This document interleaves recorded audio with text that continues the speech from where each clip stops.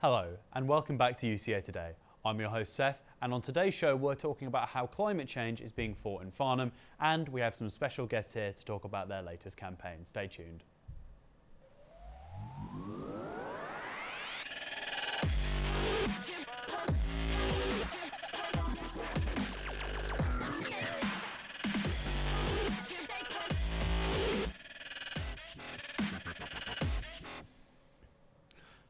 Now, climate change is a serious issue that is widely protested against more and more each year. In Farnham, many ways have been found to tackle the issue it presents. From the greener transport Surrey I previously reported on in November that looked for safer and smarter travel in Farnham, to the climate justice protest in October of 2019 that involved young people, which told them about how about we take a look at what that was like. The words of a great-granddaughter, we want climate justice now. What do we want? Climate justice! When do we want it? Now! What do we want? Climate justice! When do we want it? Now! Extinction! Rebellion! Extinction! Rebellion! Extinction! Rebellion! No more coal! No more oil! Keep our carbon in the soil! No more coal! No more oil! Keep our carbon in the soil!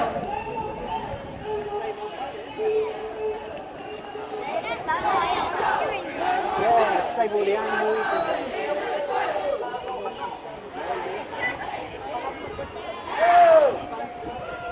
Climate justice!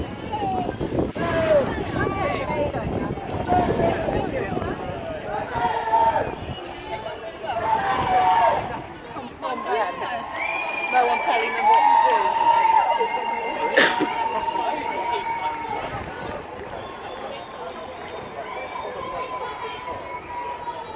Now, it's great to see young people protesting and have everyone engaging and fighting the issue, which is similar to what we've got our two guests in here today to talk about, which is they're going to talk about their idea that aims to get everybody engaged. So, hey guys, welcome to the show. Thank you for coming today. Are you all right?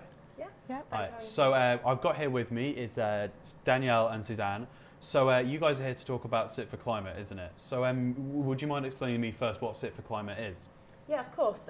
Sit for Climate is a new movement that a few of us have decided to start, and the idea of Sit for Climate is that it gives everyone that's concerned about the climate crisis a way to express their concern publicly in the hope that everyone will feel united, and it will promote more action against the climate crisis by the government and corporations if they can see that more and more people are joining this movement to show their concern. It's something that everyone can get involved in.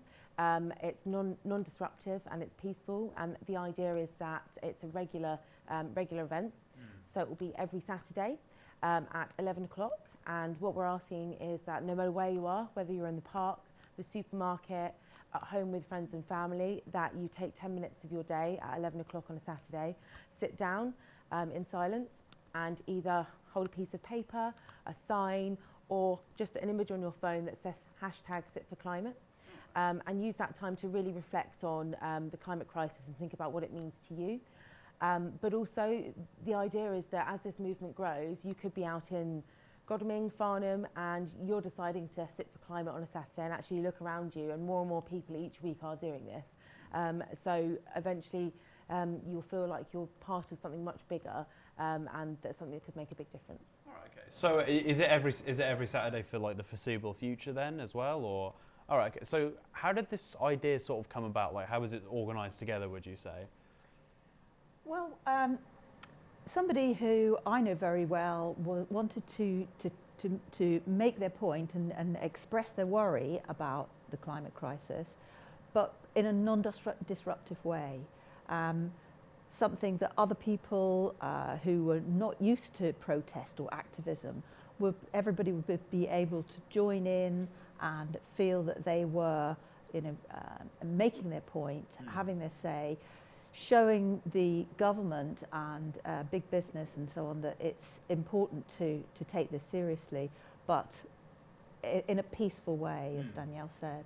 It's sort of like the non-disruptiveness, kind of like a way that gets a message across without causing too much of like a, well, not a hassle, but like a sort of a, the sort of like big, massive, big scene that's like Yeah, not disruptive. Yeah, as you because said. not everybody wants to join a big protest. Not everyone is comfortable with that or even feels that that's a kind of part of themselves or the way they want to go about their So lives. the sort of like, so if it looks peaceful, the sort of idea is that people will get more involved because it doesn't require much getting out, being physical. It just requires sitting down and holding a sign. So it's quite easy to sell in a sense. Yeah, absolutely. It's accessible to everyone. Yeah, accessibility as Children well. can do it. They can do it with their parents. You can do it whilst you're at work. If you do work at, so really is available to everyone. And we feel that it's a way that people can do that and not upset other people. And if people really don't believe in the movement, then that's fine. You're not disrupting them by sitting and just showing your concern. So about the accessibility then, so how do people actually get involved with the movement then? Yeah, so we've set up various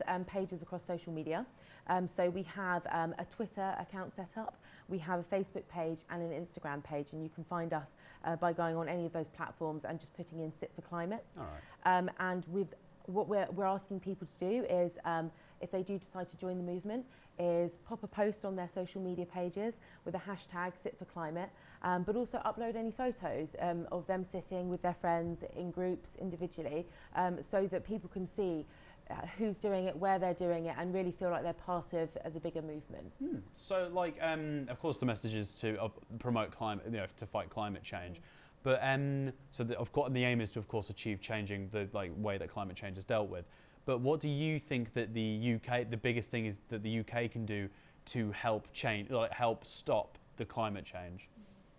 I think it needs to come from, I mean, obviously individuals can make a difference. We can all make a small differences in the way we conduct ourselves.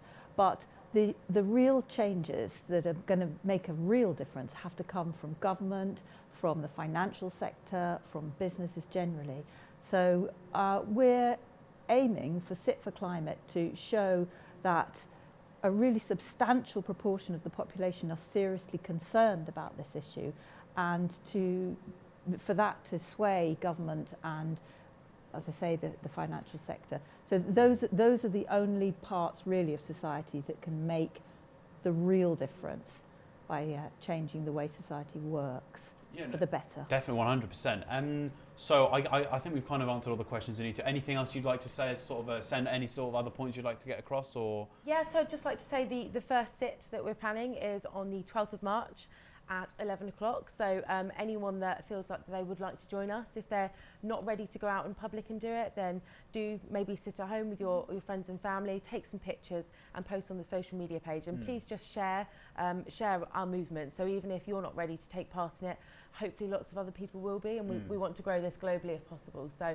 yeah, come and join us on the 12th of March. I mean, as you say that, if you're sitting at home as well, I mean, if you're sitting there at home watching this, you know that you can just sit there and send off a photo with the hashtag. So really, there's not much of an excuse to not take part. So thank you very much for coming on today. I really appreciate it. So thank you very much.